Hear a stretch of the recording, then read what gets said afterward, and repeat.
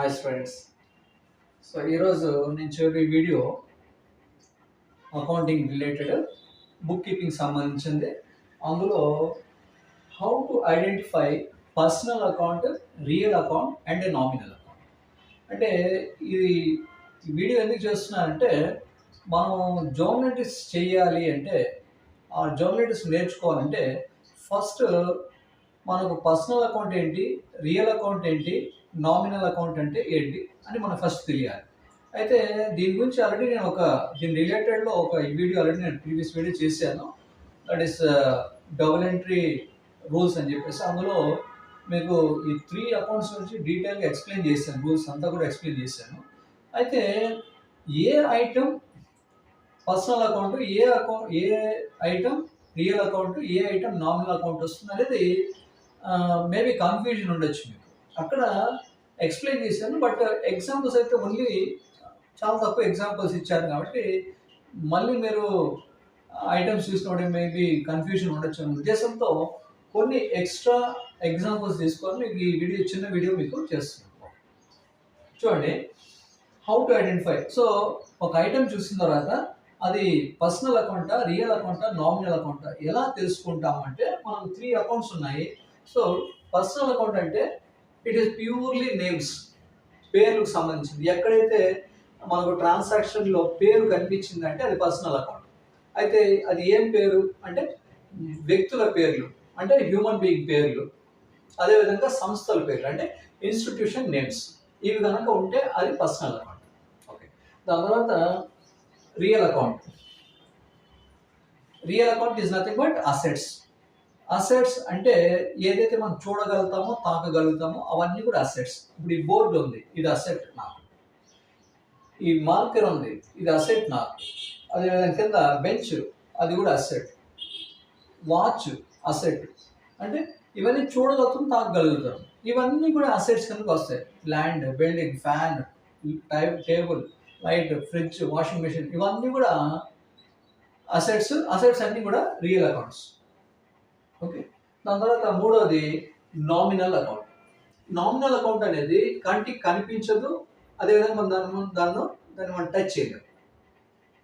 Which we cannot see, which we cannot touch, that is nominal account. అంటే ఏంటి, సింపుల్గా ఇక్కడ మనకి ఏమంటే expense, income or profit, loss. Expense లేదంటే లాస్, ఇన్కమ్ లేదంటే ప్రాఫిట్. అంటే దీని తప్ప నుంచి ఏముండదు. అంటే ఖర్చులు లేదంటే ఆదాయం, ఇవి తప్ప నుంచి ఏముండవు. అవన్నీ కూడా ఏమంటాం, నామినల్ అకౌంట్ అంట. ఓకే, సో ఒక ఐటమ్ చూసిన తర్వాత అది ఖర్చా, నష్టమో మనం ఈజీగా అర్థం చేసుకోగలుగుతాము. అదేవిధంగా అది మనకు ఆదాయమా, నష్టమా అది కూడా అర్థం చేసుకోవాలి. దాన్ని బట్టి ఇచ్చి అది నామినల్ అకౌంట్ కింద మనం భావిస్తాం. ఓకే, ఇప్పుడు కొన్ని ఎగ్జాంపుల్ ఇచ్చాను. ఫస్ట్ విద్య. సో విద్య అనేది పేరు కాబట్టి ఏ అకౌంట్, పర్సనల్ అకౌంట్ కిందకి వచ్చేస్తుంది. దాని తర్వాత శాలరీ. శాలరీ అంటే జనరల్గా ఇక్కడ బాగా గుర్తుపెట్టుకోండి, జనరల్గా శాలరీ అంటే అందరి మైండ్ సెట్ ఏంటంటే అది ఇన్కమ్గా ఊహించుకుంటాం. శాలరీ అంటే ఏంటి, మనం ఏమనుకుంటాం శాలరీ అంటే, సో మనకు శాలరీ వస్తుంది, మనకు శాలరీ వస్తుంది, శాలరీ వచ్చిందంటే అది ఇన్కమ్ కదా, కాబట్టి ఇన్కమ్ అని ఊహించుకుంటే బట్ ఇట్స్ రాంగ్. ఎందుకంటే మనం అకౌంట్స్ రాస్తున్నది బిజినెస్ కదా. మరి బిజినెస్ కదా శాలరీ వస్తుందా? బిజినెస్ శాలరీ పే చేస్తుంది, అంతే కదా. ఇప్పుడు బిజినెస్ ఉంది, దాంట్లో పని చేస్తూ ఉంటారు ఎంప్లాయీస్, వాళ్ళకు ఆ బిజినెస్ వాళ్ళకి శాలరీ పే చేస్తుంది. కాబట్టి బిజినెస్ సైడ్ ఆలోచించండి. బిజినెస్ సైడ్ ఆలోచిస్తే అది ఇన్కమా, ఎక్స్పెన్సా, ఆదాయమా, ఖర్చా? ఖర్చు కదా. సో అంటే ఎక్స్పెన్స్ కాబట్టి nominal account. So nominal account salary. దాని తర్వాత క్యాష్ మన కంటికి కనిపిస్తుంది, అదేవిధంగా తాకగలుగుతాం కాబట్టి క్యాష్ అనేది రియల్ అకౌంట్, అసెట్ కాబట్టి రియల్ అకౌంట్. దాని తర్వాత మెషినరీ మనం చూడగలుగుతాం, తాకగలుగుతాం కాబట్టి అసెట్, రియల్ అకౌంట్. దాని తర్వాత వేజెస్ అంటే కూలి డబ్బులు అంటే ఇక్కడ డబ్బు అని ఆలోచించాలి. డబ్బు అంటే మళ్ళీ అసెట్ కింద, అది కాదు. కూలి డబ్బులు అంటే మనం అంటాం కదా, వారానికి ఒకసారి కూలి డబ్బులు పే చేస్తాం, లేదా రోజు కూలీలకు కూలీ పే చేస్తాం. ఆ కూలీ డబ్బుల్ని ఇంగ్లీష్లో వేజెస్ అని అంటాం. కాబట్టి మనం కడతాం కదా లేబర్కి, కాబట్టి బిజినెస్ కడుతుంది లేబర్కి, కాబట్టి వేజెస్ అనేది బిజినెస్కి ఖర్చు కాబట్టి నామినల్ అకౌంట్. ఎలాగైతే శాలరీస్ కడతారో అదేవిధంగా వేజెస్ కూడా పే చేస్తారు. So it is expense. దాని తర్వాత అఖిల్ అనేది మనం పేరు వింటూనే ఉంటాము. సో అఖిల్ అనేది పేరు కాబట్టి పర్సనల్ అకౌంట్. దాని తర్వాత ఫర్నిచర్. సో ఫర్నిచర్ అంటే మనకు తెలిసిందే, బెంచ్లు, కుర్చీలు ఇవన్నీ కూడా టేబుల్స్ ఇవంతా కూడా ఫర్నిచర్ కాబట్టి కంటికి కనిపిస్తుంది కాబట్టి రియల్ అకౌంట్. దాని తర్వాత ఇంట్రెస్ట్ అంటే ఇక్కడ వడ్డీ. ఇంట్రెస్ట్ అంటే కోరిక కాదు ఇక్కడ. సో ఇంట్రెస్ట్ అంటే వడ్డీ కాబట్టి వడ్డీ కడతాము లేదా వడ్డీ తీసుకుంటాం. ఏదన్నా కూడా కంటికి కనిపిస్తుందా? ఇంట్రెస్ట్ కనిపించదు. వడ్డీ మనం కట్టినా లేదా మనం తీసుకున్న ఏదన్నా కూడా కంటికి అయితే కనిపిస్తుంది, డబ్బు రూపంలో కనిపిస్తుంది. కానీ డబ్బు వచ్చేసరికి క్యాష్ అనేది అసెట్. ఆల్రెడీ ఇక్కడ చూసాము, అది అసెట్ అన్నాం. కాబట్టి ఇక్కడ ఇంట్రెస్ట్ అనేది కంటికి కనిపించదు, ఇంట్రెస్ట్ మనం చూడలేం కాబట్టి అది నామినల్ అకౌంట్. వెహికల్ అనేది మన బండి. ఓకే, బండి కనిపిస్తుంది కాబట్టి ఏ అకౌంట్? Asset, real account. దాని తర్వాత సిద్దిక్ అనేది పేరు కాబట్టి పర్సనల్ అకౌంట్.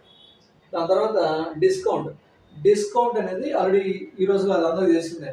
ఒక సర్టెన్ రేట్, దట్ ఈస్ ఒక అమౌంట్ ఉంటుంది. దానికంటే తక్కువ ఏదైతే పే చేస్తామో తక్కువ పే చేసిన దాన్ని అక్కడ డిస్కౌంట్ అంటాం. అంటే బిజినెస్కి ఏంటి డిస్కౌంట్ అనేది?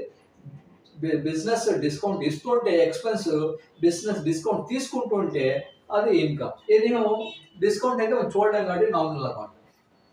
దాని తర్వాత బ్యాడ్ డెట్స్ అనేది మనకు డెట్స్ అంటే మనం అప్పించిన తర్వాత మంచి డెట్ అయితే మనకు పేమెంట్ తీసిస్తాడు. బ్యాడ్ డెట్ అయితే వాడు పేమెంట్ మనకి ఇవ్వడు.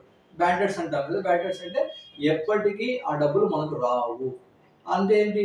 ఇట్స్ నథింగ్ బట్ నష్టం కాబట్టి మనకు ఖర్చైనా నష్టమైనా నామినల్ అకౌంట్ రూల్ చెప్తుంది. కాబట్టి bad debts is the nominal account. Then last one Canara bank.